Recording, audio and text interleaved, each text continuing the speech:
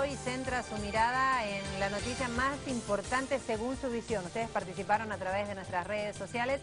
Y Libia, la invasión a Libia, el posterior asesinato del líder libio Muammar Gaddafi. Y Telesur estuvo allí, también dio su aporte para conocer lo que sucedía. Rolando Segura está con nosotros, un placer tenerte, Rolando, parte de nuestro equipo de enviados especiales a territorio libio. ¿Cómo te va? Gracias, Lourdes, por la invitación. Bueno, a ver, comenzaba el año, ¿no?, con diferentes manifestaciones, pero todo empieza a modificarse en Libia a partir de la resolución de Naciones Unidas en el mes de marzo, que permitía todas las armas necesarias para modificar lo que sucedía en Libia. ¿Vos cuándo llegaste a Libia, Rolando? Yo llego a finales de marzo, ya habían comenzado los bombardeos de Estados Unidos y el posterior el pase de la dirección de las operaciones contra Libia a la OTAN. Ya era claro que aquella idea inicial que se había intentado transmitir de que era una revolución, ya había muchas evidencias de que era una conspiración contra ese país. Lo que vemos es esa Libia devastada, ¿no?, bombardeada, atacada. Y recuerdo, Rolando, los primeros informes que llegaban, incluso antes de que Telesur pueda llegar, era que Gaddafi, el líder libio, era el que estaba bombardeando las ciudades a los civiles. Pero cuando llegó allí Telesur, descubrimos que eso era falso y que esos bombardeos sí se daban, pero que eran parte de las potencias. Sí, en efecto, todavía yo creo que va a ser muy difícil conocer realmente qué fue lo que sucedió durante esos primeros días. Hay diferentes versiones, pero el hecho cierto es que cuando llega el primer equipo de Telesur nunca encontró evidencia de esos bombardeos, cuando la mayor parte de los medios internacionales estaban diciendo lo contrario, pero posteriormente visitaron Libia varias comisiones de derechos humanos, de grupos de pacifistas, y nunca encontraron evidencias de esos bombardeos de las fuerzas de Gaddafi. Incluso después los propios satélites de Rusia que monitorean esta zona tampoco encontraron evidencia durante el mes de febrero que se hayan podido producir este tipo de acciones por parte del ejército de Gaddafi. Pero llama la atención también que nunca, por ejemplo, la ONU envió una comisión de investigación para verificar realmente lo que había sucedido en el lugar. Sin embargo, a partir de informes de la prensa, de The Washington Post, de Le Figaro, el procurador de la Corte Penal Internacional hablaba de una cifra de unos 5.000 muertos productos de estas manifestaciones. Sin embargo, después se reconoce que apenas no, yo creo que fueron bastantes, pero fueron 200 los muertos, la mayor parte de ellos de las autoridades libias. Se quiso incluso hacer una comparación y una similitud con lo que sucedía en otros países. Recordemos, Egipto, en Túnez, a comienzos de diciembre, ¿no?, anterior. Pero había una diferencia importante. Libia ocupaba uno de el primer lugar de índice de desarrollo humano, por ejemplo, en su continente. El desempleo, la pobreza, tenía niveles casi nulos en ese país.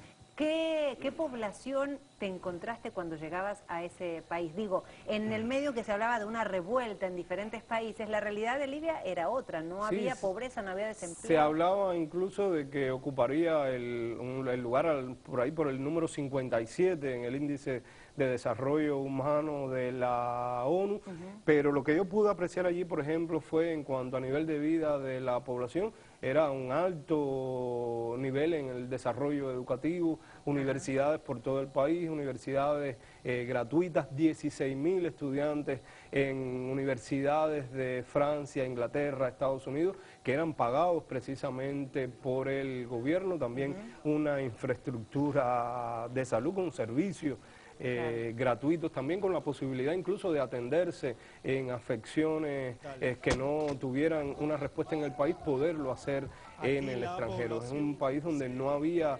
no era apreciable, no era perceptible niveles de pobreza. Sin embargo, sí se hablaba de que a partir de algunas concesiones que hizo Libia con el Fondo Monetario Internacional, ya durante los últimos años aumentaron los niveles de desempleo en el país.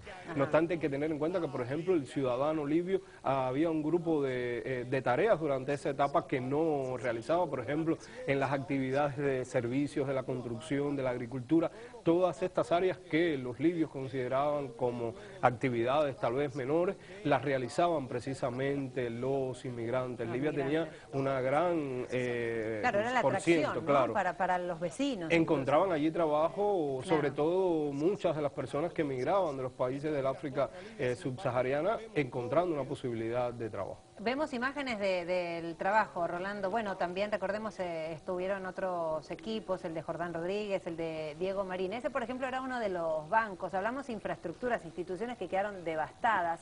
Y también te tocó estar cerca de esos disparos, de esos enfrentamientos.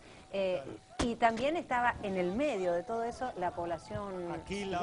¿Qué se decía? ¿Cómo era vivir en el medio de esos enfrentamientos entre esos insurgentes, los bombardeos y las fuerzas que todavía eran leales a la guerra? Sí, era una situación bastante complicada por el hecho de que, por un lado, se decía que esos bombardeos de la OTAN era precisamente para proteger a los civiles. Sin embargo, los principales afectados por estos ataques era precisamente la población civil. Se daban diferentes tipos de bombardeos, uno que eran bombardeos a sitios militares, pero incluso cuando eran estos bombardeos a sitios militares, la onda expansiva de estas acciones afectaba a la población civil. Yo he comentado que me decían en hospitales maternos de Trípoli que, por ejemplo, en un día fueron más de 50 los abortos involuntarios de mujeres, precisamente por el estrés que genera esta situación, pero también se da el hecho de los bombardeos a sitios estratégicos, sitios económicos, como por ejemplo los almacenes de alimentos. ¿A quién afecta eso? Eso no afectaba solamente al ejército, eso afectaba a la población civil, y los atentados ya precisamente contra las personas, contra residencias de familias, de líderes políticos, que afectaban considerablemente a la población civil y a comunidades enteras. Ahí veíamos las imágenes de uno de los momentos más tensos. Tal vez incluso estábamos en conversación en vivo, Rolando, recuerdo, en uno de los hoteles.